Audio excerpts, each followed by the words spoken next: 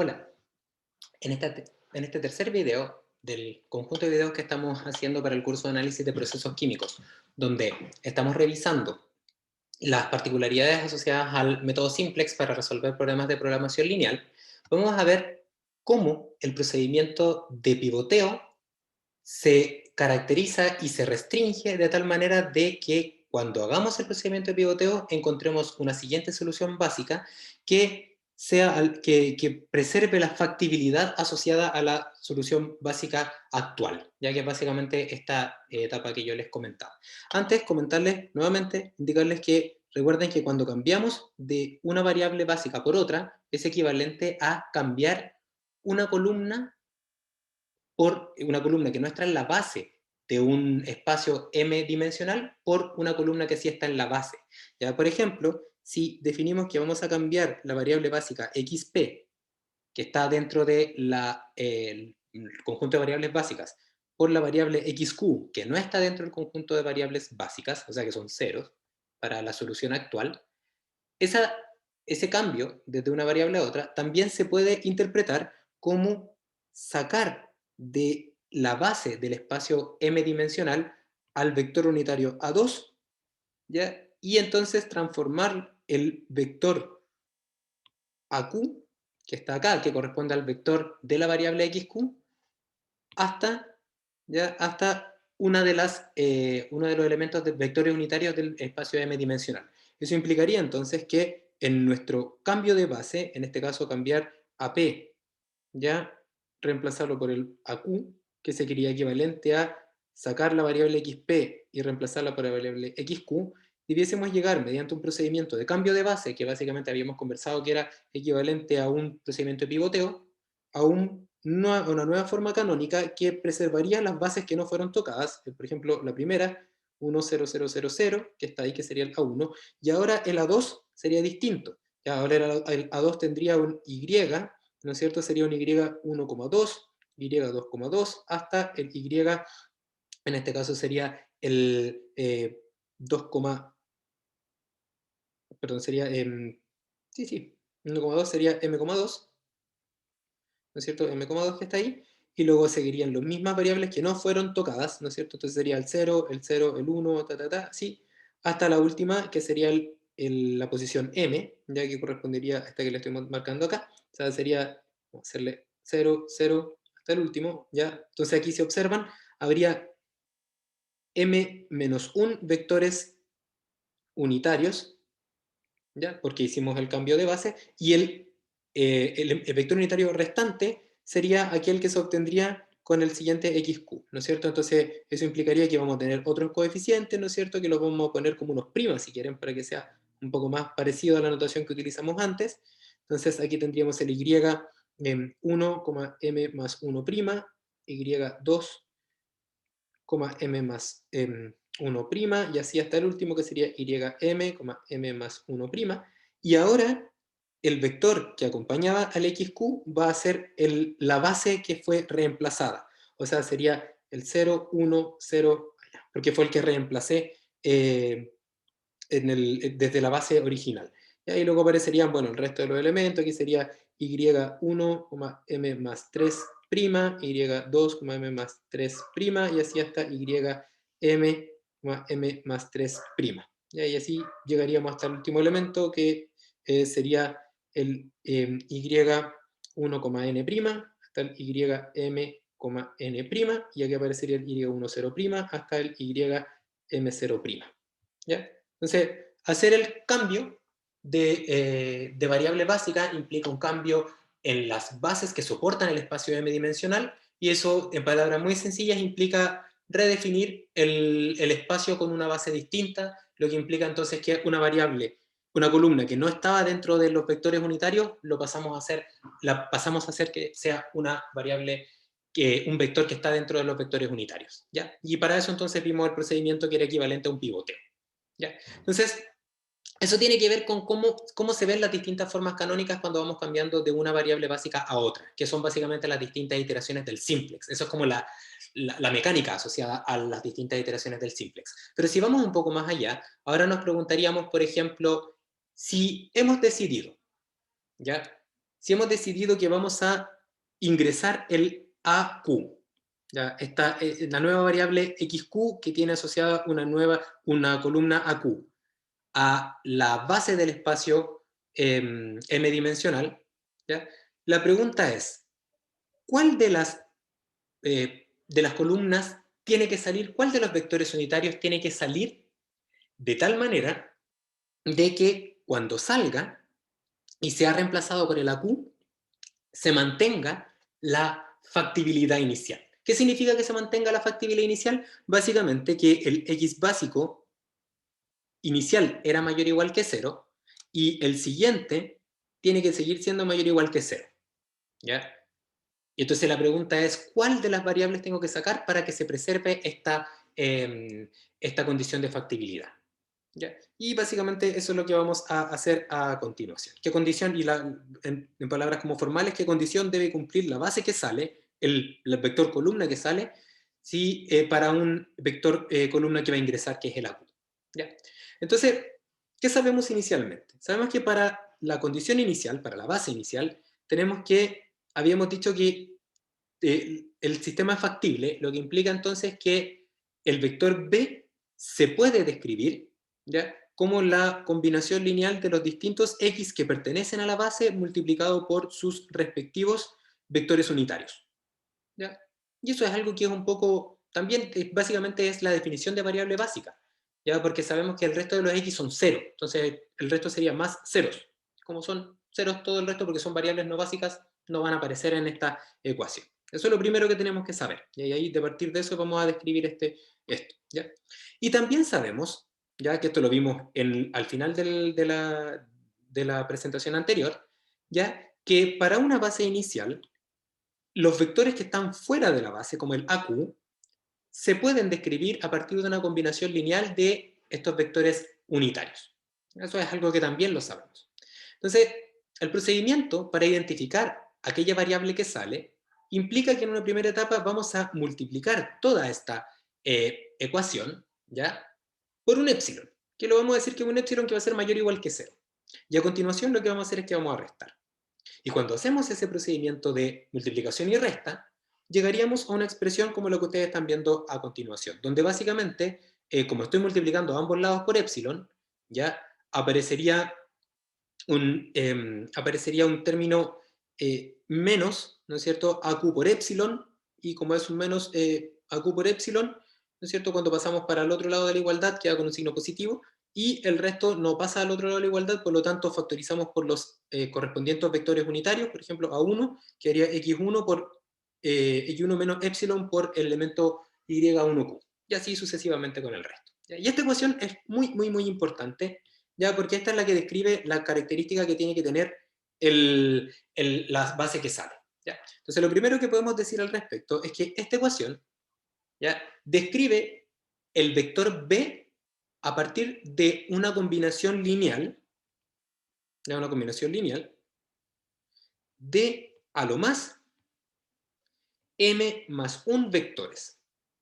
Pero nosotros sabemos que no puede ser así, o sea, puede ser así, pero la gracia es que para que estos vectores sean todos la base del espacio m-dimensional, tenemos que ser capaces de eliminar uno de estos m vectores, uno de estos m más 1 vectores, para que entonces aparezca la nueva solución básica, porque la base solamente tiene m vectores unitarios. Entonces hay que buscar una forma de eliminarlo, ¿ya? Pero por mientras vamos a decir esto, ¿ya? Eso es lo relevante. ¿Y cuáles son esos vectores?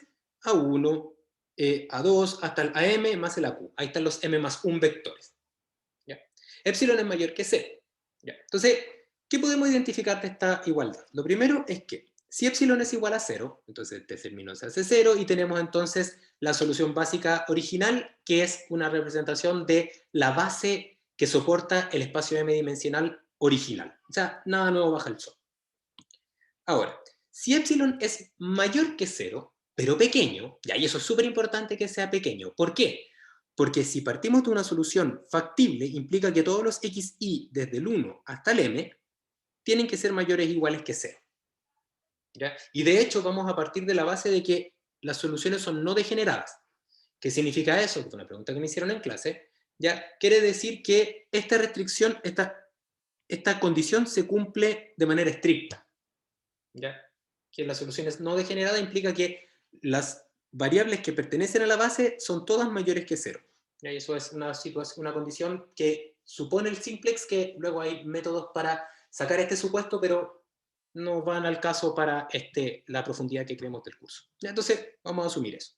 Entonces, implica que si el epsilon es mayor que 0, pero muy pequeño, ya el valor de x1, que es mayor que 0, va a estar restado por un valor pequeño. Tan pequeño, ya que vamos a asumir que si el epsilon es suficientemente pequeño, esta nueva solución, ya aquí por ejemplo podríamos poner un x1 epsilon, un x2 epsilon, que es lo que multiplica a cada uno de los elementos. Voy a poner acá x1 epsilon, ya hasta el xm epsilon, y acá estaría el epsilon que está acá. Cada uno de estos elementos también va a ser mayor que 0. ¿Ya? ¿Por qué? Porque básicamente el x1 es positivo siempre, y aquí hay dos opciones. Si el YQ es positivo, entonces quiere decir que voy a restar un término positivo, pero si el epsilon es chiquitito, muy, muy, muy chiquitito, entonces esa resta va a seguir siendo positiva. ¿Ya? Entonces es una solución factible, porque todos los elementos son positivos, pero no es básica. ¿Por qué no es básica? Porque existe un elemento, un vector m más 1 que está fuera de la base. ¿Ya? Que es básicamente la definición esa que habíamos conversado en el video anterior. Entonces ahora veamos el elemento 3, ¿ya? La condición 3.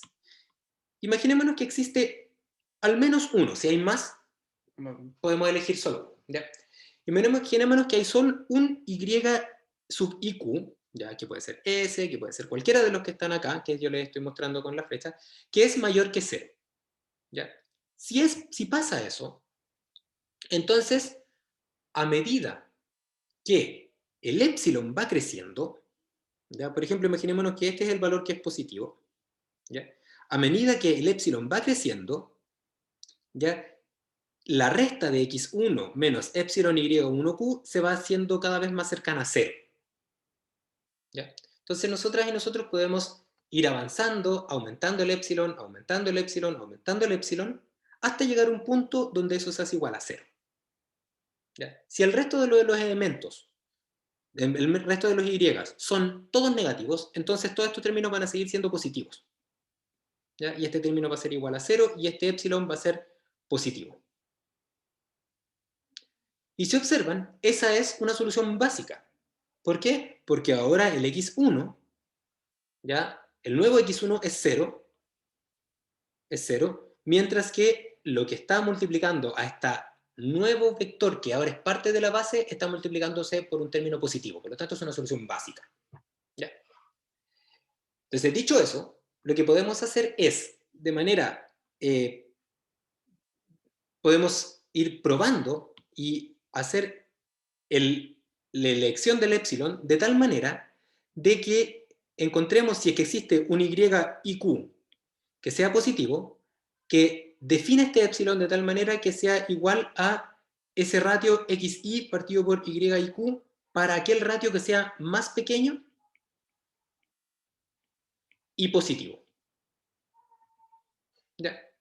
Entonces, podemos buscar y, por ejemplo, imaginémonos que este es el YIQ que es positivo, ¿ya? Y entonces, básicamente, podemos identificar que ese ratio, ya ese epsilon, si escogemos aquí igual al epsilon del ratio que sea más pequeño, entonces, básicamente, vamos a hacer que esa multiplicación se vaya a 0, y entonces tengamos un cambio de base.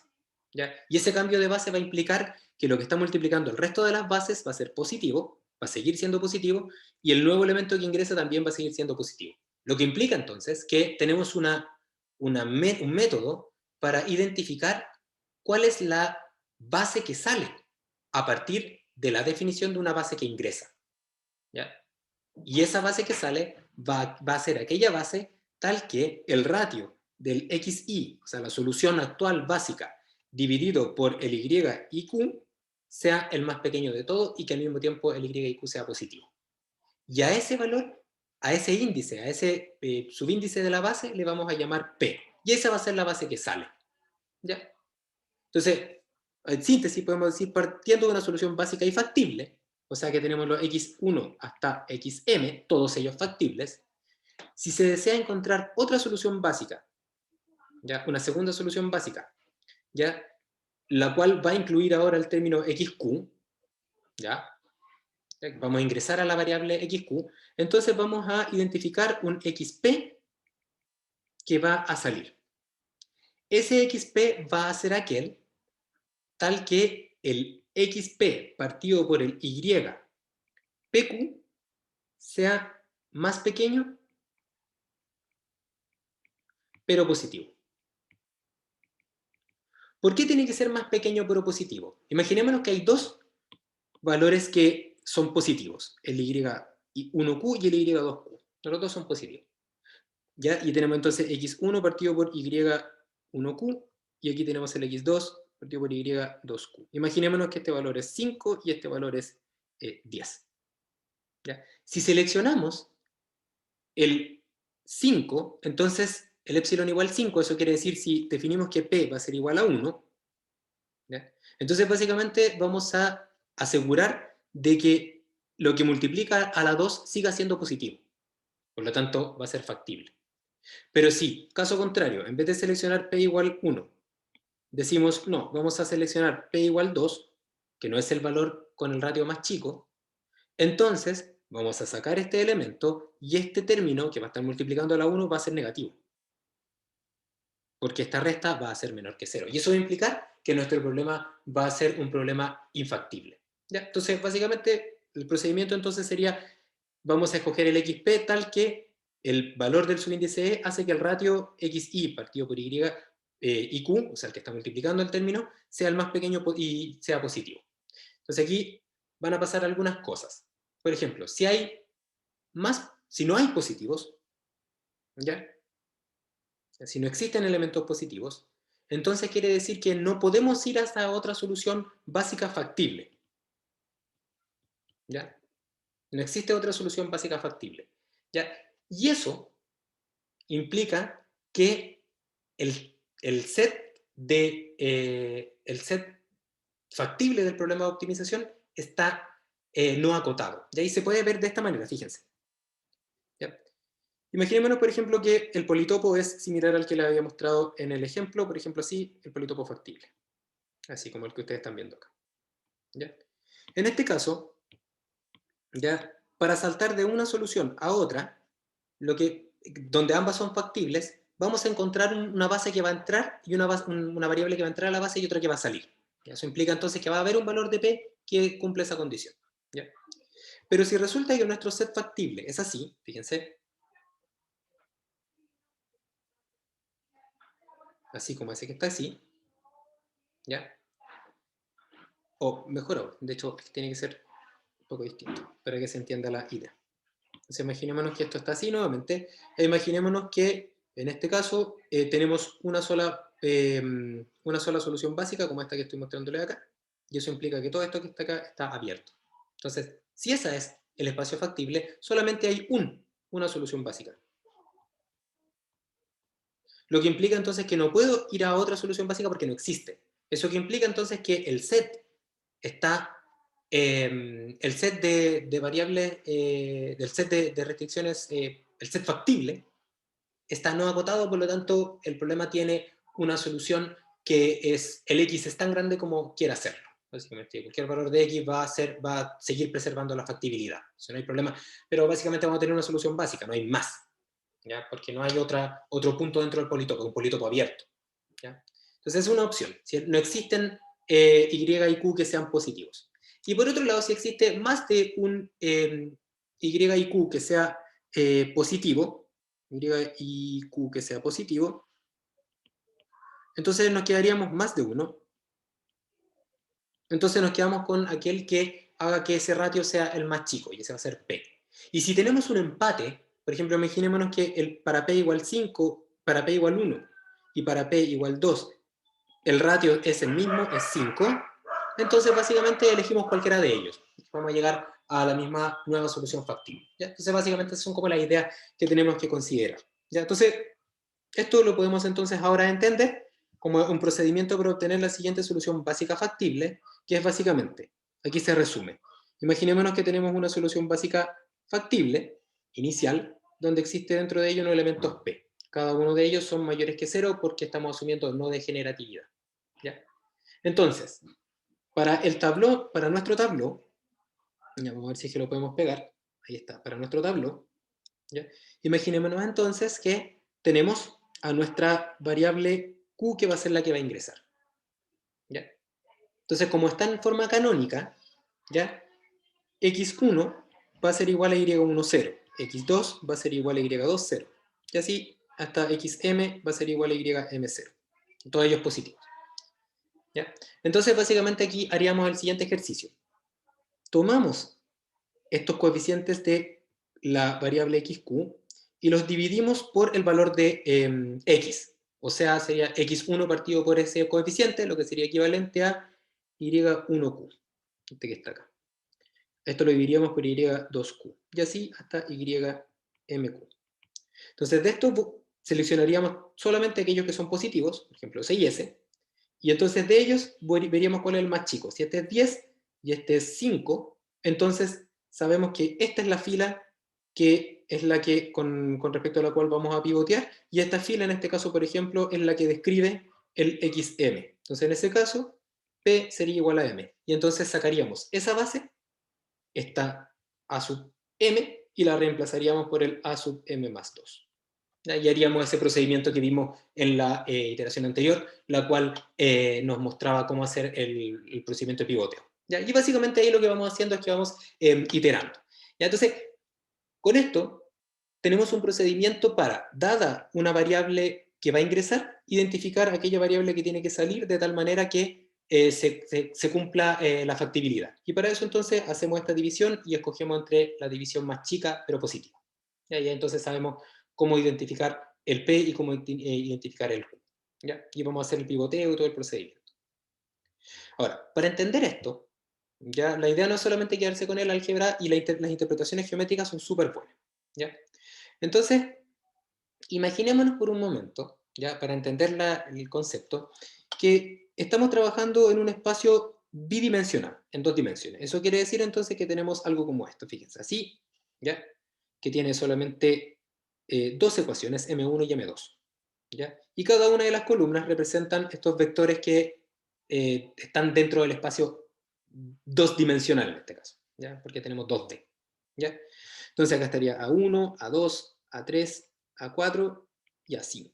¿Sí? Ah, no, tenemos un A4 solamente. A4 y luego tenemos el B. ¿Ya? Entonces, independientemente si estén en su forma canónica o no, es irrelevante para lo que vamos a hacer. ¿Ya? Nosotros sabemos que factibilidad implica AX es igual a B. ¿Ya? Entonces, como A está compuesto por estos 4 vectores columnas, entonces podemos hacer este procedimiento de combinaciones lineales, y entonces podríamos definir que el vector B, ¿ya? B1 y B2, va a estar compuesto de la multiplicación de cada uno de estos elementos por los distintos elementos que aparecen. Esa es la igualdad que aparece. ¿Ya? Ahora, si esto lo vemos desde el punto de vista geométrico, ¿ya? Vamos a ver que cada uno de los distintos vectores A1, A2, A3 y A4 va a ser representado en este espacio 2-dimensional. ¿Ya? Cada uno de los As que componen este espacio 2-dimensional. ¿Ya? Ahora bien, imaginémonos que nuestra base inicialmente está compuesta por el vector A1 y A2. ¿Ya? O sea, quiere decir entonces que tenemos A1 y A2. ¿Ya? ¿Qué quiere decir eso? Que como son los elementos básicos, entonces el x3 y el x4 son 0. Entonces, si eso es así, nuestra ecuación se escribe así: x1 a 1 más x2 a 2 es igual a b. ¿Ya? Si observan, esta expresión corresponde a una combinación lineal de 2 vectores para formar un vector b. ¿Ya? Si ahora vemos esto desde el punto de vista geométrico, observaríamos que A1 está al lado de arriba del vector B, A2, perdón, y A1 está en el lado de abajo. O sea, B está dentro de este ángulo que forman los 2 vectores. ¿Ya? Y eso geométricamente implica que B se puede formar como una combinación lineal de A1 y A2. Y esa combinación lineal tiene solamente coeficientes positivos. ¿Ya?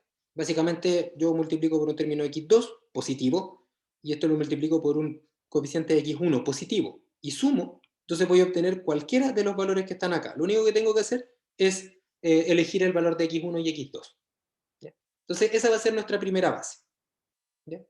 Entonces preguntémonos ahora, si en vez de haber considerado estas dos bases, ¿ya?, hubiésemos considerado la base, vamos a borrar acá ahora, la base con A3 y A4, perdón, A2 y A3, o sea, A2 y A3.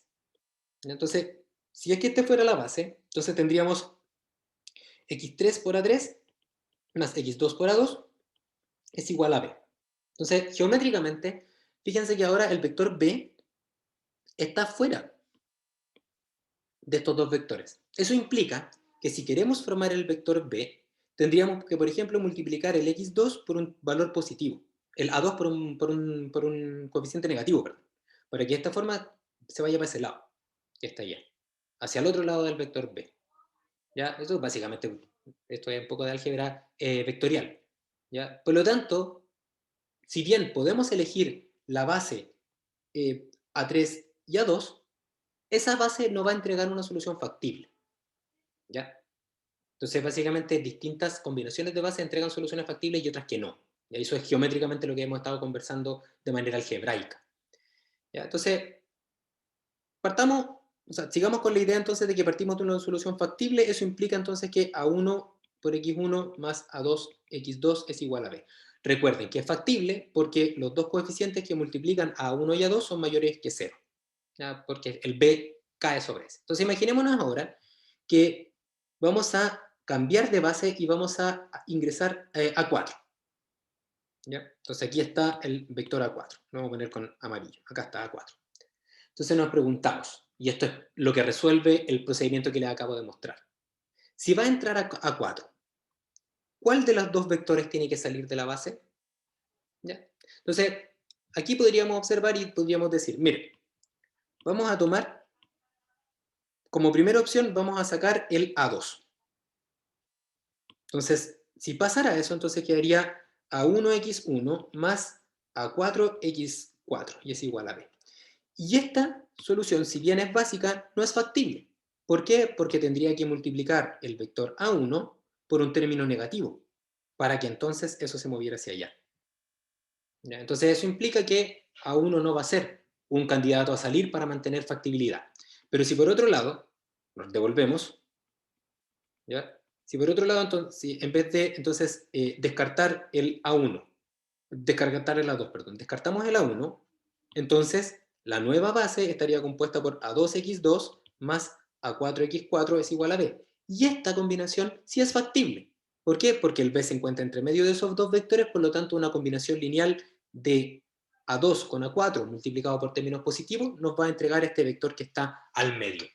¿Ya? Y si, por ejemplo, volvemos entonces a la configuración original, ¿ya? Y por ejemplo ahora decimos que en vez de ingresar A4 va a ingresar A3, entonces ahora espero que para ustedes sea claro que el que tiene que salir es A2, porque de esa forma entonces el término, entonces la siguiente solución básica sigue siendo factible, ¿ya? Porque cumple esta condición al mismo tiempo que el x1 y el x2, o el x, en este caso x1 y x3, van a ser mayores que 0, porque esa sería la combinación lineal de los dos vectores. Entonces, esto que les muestro desde el punto de vista geométrico es lo que antes hemos hecho desde el punto de vista algebraico. Y para su alivio, ese es simplemente un procedimiento que sigue unos ciertos pasos y que son bastante configurables y que de hecho vamos a ver que están programados en MATLAB. Entonces, con esta idea y con esta interpretación geométrica y con la idea de que para definir entonces la base que sale a partir de una base que ingresa, lo único que tengo que hacer es un procedimiento de identificación de cuál es el ratio más chico, ¿ya? Y luego pivotear, terminamos esta parte del video donde hablamos de factibilidad, cómo escoger la base que sale para una base que ingresa, y luego entonces aplicaríamos todo este procedimiento de transformación canónica, ¿ya? Que es parte de lo que ya conversamos. Y en la siguiente parte, en el siguiente video, vamos a ver ahora, ¿ya?, cómo se selecciona la base que ingresa, ¿ya? Porque la base que sale es aquella que va a preservar factibilidad, pero la base que ingresa es la que va a ir en la dirección de la optimalidad. Entonces, siguiente video hablamos de optimalidad.